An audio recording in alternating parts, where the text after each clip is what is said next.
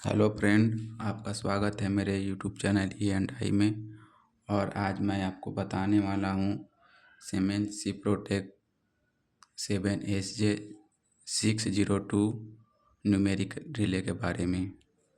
यह एक numerical relay है, यानी कि यह एक माइक्रो कंट्रोलर बेस्ड रिले है। अभी से कुछ समय पहले तक इलेक्ट्रोमैग्नेटिक रिले प्रयोग किया जाता था,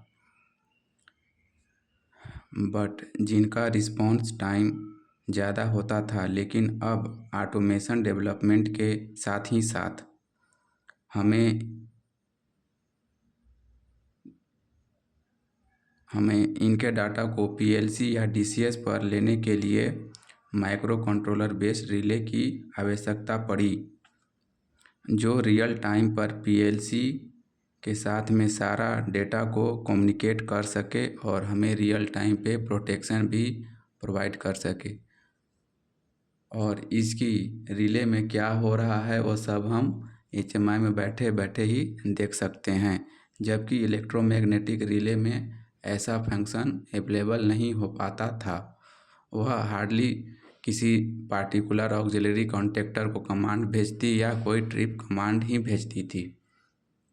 उसके द्वारा हमें फिर से नए तरह से एचएमआई या स्काडा डेवलपमेंट करना पड़ता था। इनका कनेक्शन इलेक्ट्रोमैग्नेटिक रिले के जैसा ही होता है।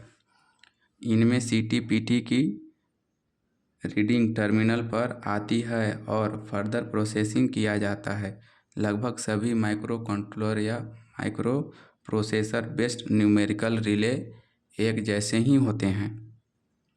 तो आइए आज हम कुछ पॉइंट पर बात करते हैं कि यह क्या क्या काम करते हैं और हमें यह क्या प्रोटेक्शन देते हैं। जनरली हमें यह 5 या 6 प्रकार के प्रोटेक्शन देते हैं, जो सभी प्रकार के न्यूमेरिकल्स रिले में अवेलेबल होता है। ऑलमोस्ट जो अभी मार्केट में अवेलेबल है उन सभी में होता है। पहला है थर्मल ओवरलोड प्रोटेक्शन। दूसरा प्रोटेक्शन है time over current. High sensitivity अर्थ फॉल्ट, किसी वजह से बहुत ज़्यादा करंट कंजप्शन बढ़ जाता है, उस स्थिति में भी मेरा रिले ट्रिप कराता है। सर्किट ब्रेकर फेरुअल प्रोटेक्शन, किसी प्रकार से मेरा सर्किट ब्रेकर में कुछ इशू है, कॉन्टैक्ट फेलुअर हो रहा है, उस स्थिति में भी 7SJ6202 प्रोटेक्शन प्रोवाइड कराता है। एक एग्जिस्टिंग पॉजिटिव फेज सीक्वेंस के बावजूद किसी तरीके का सीक्वेंस चेंज हो जाता है या फिर लोड अनबैलेंस होता है, उस स्थिति में भी यह रिले प्रोटेक्शन हमें प्रदान करता है। या फिर हो सकता है हमारा किसी फीडर में कुछ स्टार्ट बीट हेल्दी नहीं हो रहा है, या हमारा अगर मोटर वगैरह है, पंप हाउस, कन्वेयर बेल्ट या डिडस्टिंग सिस्टम का मोटर वगैरह है, तो वह बहुत ज़्यादा गर्म होने पर भी हमारा सीमेंस सिप्रोटेक स्टार्ट नहीं होने देता है। आइए इनके क्या क्या कारण हो सकते हैं और यह हमें किन स्थितियों में बचाव करता है। बेसिकली हमें 3 तरीके से प्रोटेक्शन प्रोवाइड कराता है। पहला है प्री स्टार्टिंग कंडीशन, दूसरा स्टार्टिंग कंडीशन, तीसरा है रनिंग कंडीशन।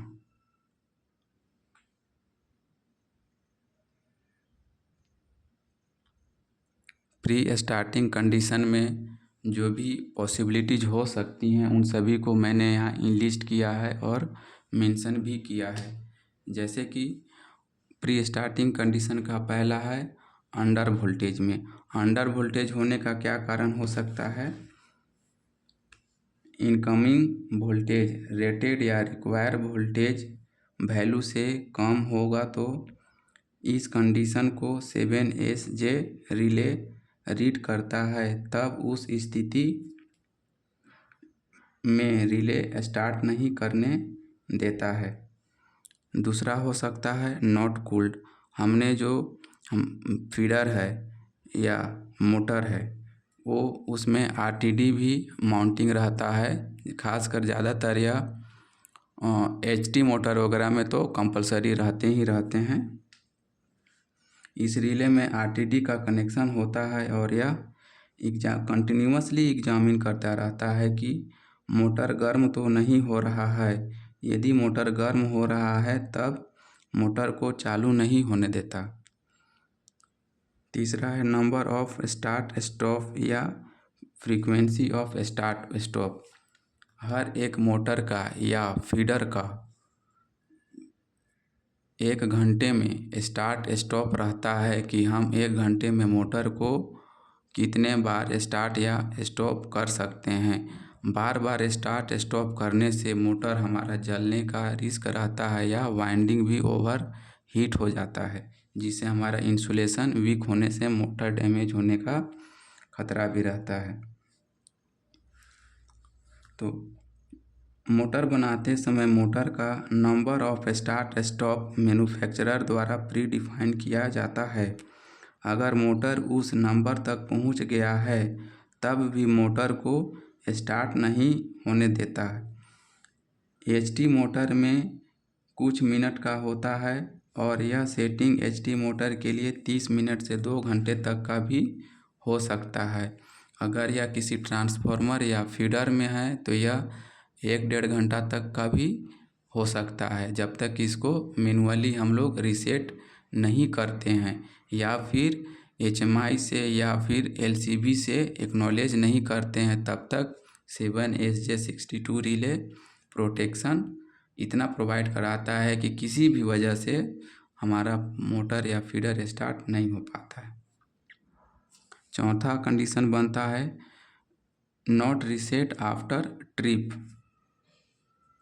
अगर आपने फॉल्ट को अराइव होने के बाद रीसेट नहीं किया है तब भी यह मोटर को स्टार्ट नहीं होने देता है, जो इसका एक बेनिफिट है। और पांचवा क्या हो स्टार्टिंग कंडीशन हो सकता है जिसकी वजह से हमारा 7SJ रिले स्टार्ट कमांड नहीं जनरेट हो सकता है किसी वजह से मोटर स्टार्ट न होने का कंडीशन हाई हो गया हो, जैसे कि कोई लिमिट स्विच कॉन्टेक्टर या कहीं का NONC कॉन्टेक्ट मिस हो रहा है, जिससे कि PLC या फिर रीसेट कमांड इसको प्राप्त नहीं हो रहा है। या फिर हो सकता है किसी वजह से फीडर या मोटर ट्रिप हुआ है और किसी ने उसको एक्नॉलेज नहीं किया है। उस स्थिति में भी आपका रिले जो है फॉल्ट में पड़ा रहेगा, ऑटोमेटिकली रीसेट करके ऑटो में स्टार्ट नहीं होने देगा। अब है स्टार्टिंग के दौरान में हमारा क्या क्या प्रॉब्लम आता है। तो इसकी 3 स्थितियां बनती है। पहला है स्टार्टिंग करंट और टाइम्स।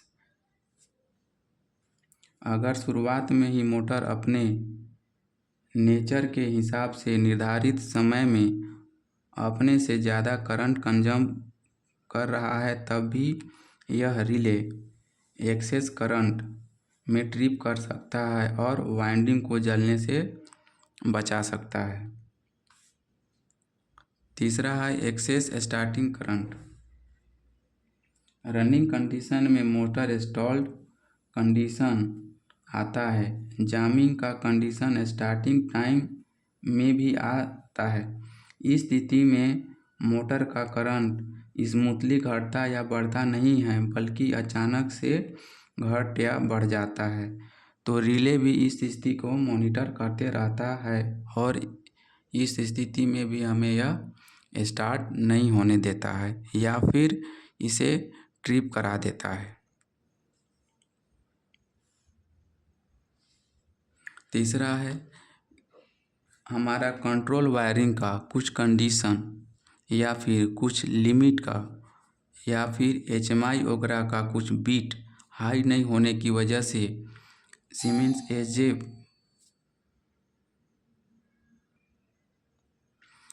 हम देखते हैं कि हमारा रनिंग में क्या क्या प्रॉब्लम आता है और किन वजहों में हमारा रिले ट्रिप कराता है या फिर स्टार्ट नहीं होने देता या प्रोटेक्शन प्रोवाइड कराता है।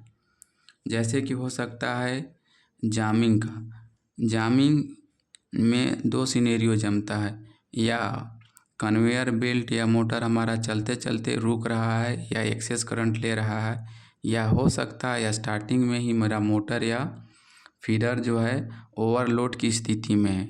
ओवरलोड की स्थिति जनरली हमें दो परिस्थितियों में आती हैं, एक मोटर स्टॉल्ड या मोटर जामिंग। जो जामिंग का स्थिति है स्टार्ट में ही आ जाएगा, और रनिंग कंडीशन में जब हमारा मोटर फुल पिकअप बना लेता है उसमें अगर ट्रिप होता है तो उस स्थिति को स्टॉल्ड कहते हैं। स्टॉल्ड के कंडीशन में हमारा मोटर का करंट स्मूथली घटता बढ़ता नहीं है, बल्कि अचानक से घटता बढ़ता है। तो उस कंडीशन को भी 7SJ रिले कंटिन्यूअस मॉनिटरिंग करता है और प्रोटेक्शन प्रोवाइड कराता है। ठीक। और दूसरा है over heating of the winding insulation.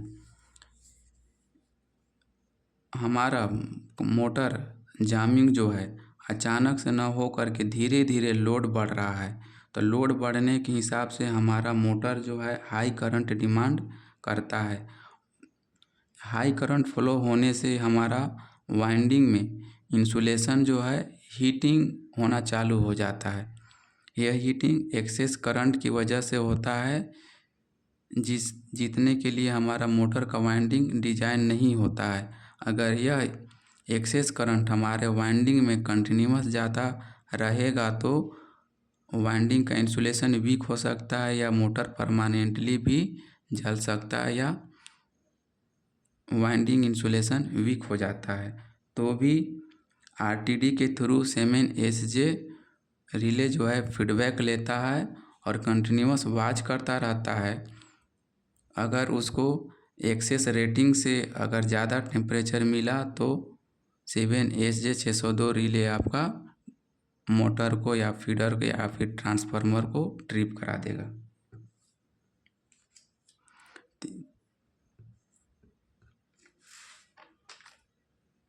तीसरा कंडीशन है सप्लाई वोल्टेज लो होने का कारण हो सकता है incoming supply voltage rated voltage से कम हो जाए, तब भी मोटर ज़्यादा करंट डिमांड करता है, और इस स्थिति में भी रिले ट्रिप हो जाता है।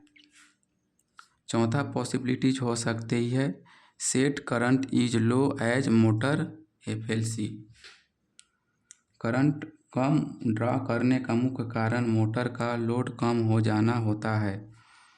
यदि कन्वेयर बेल्ट में मोटर लगा है तो या तो कन्वेयर बेल्ट नो लोड पर चल रहा है, या बेल्ट दूर हो गया है, या फिर मोटर जो है नो लोड की स्थिति में आ गया है। यदि पंप हाउस या डिडस्टिंग सिस्टम का मोटर है तो डंपर या एक्चुएटर लिमिट से ज़्यादा खोल दिया गया है, तब भी मोटर कम करंट का डिमांड करता है, क्योंकि उसको थोड़ा भी लोड नहीं मिलता है।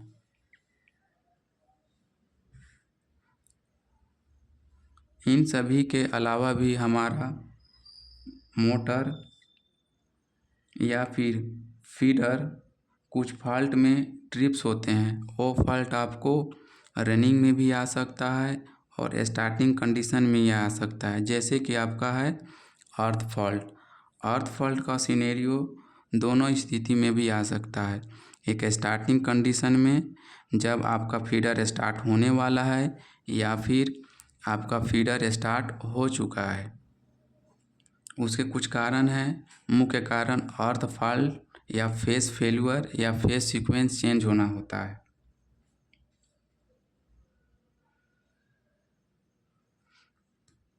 इसके मुख्य कारण हो सकते हैं अर्थ फॉल्ट, अंडर वोल्टेज, ओवर या लेस फ्रीक्वेंसी।